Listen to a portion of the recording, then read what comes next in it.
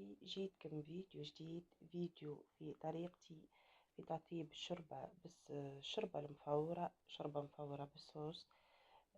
إن شاء الله تعجبكم الطريقة. هنا جرينات، حشاكم جرينات فلفل قليتهم هما في الأول باش يعطوا نكهة، وباش في الآخر نزينوا بيهم. من بعد في نفس الزيت هذاك تقلي البصل، تقليه بالباهي، يبدا رقيق البصل، تقليه بالباهي.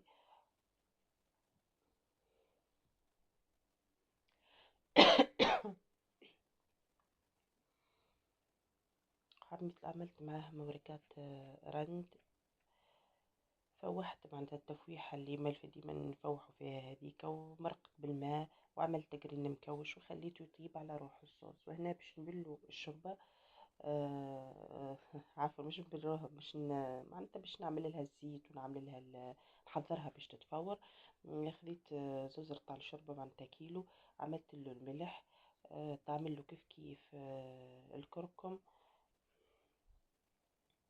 اللي يحب يعمل معاه شوية فلفل أكحل، ما يحبش ما يعملش.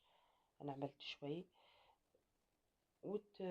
معناتها تصبوا لها الزيت كمية باهية متاع زيت، باش معناتها ما تلصقش في بعضها كي تبدا تفور فيها، خاطرها باش تفورها هكاكا من غير لا مالح حتى شيء.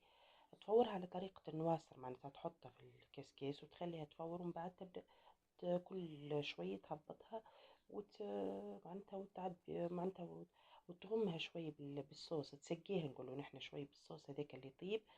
وبعد زاد ترجعها تفور هيك اللي تحسها طابت. هنا الصوص خثير متاعنا طاب، وكيف كيف الشوربة طابت.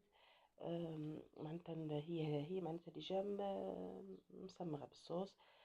حطوها في الصحين ونزيدوها شوية صوص آخرين ونزينوها. وإن شاء الله يا ربي تعجبكم الوصفة متاع اليوم اللي هي الشوربة. هنا الصوص كما شفتوه،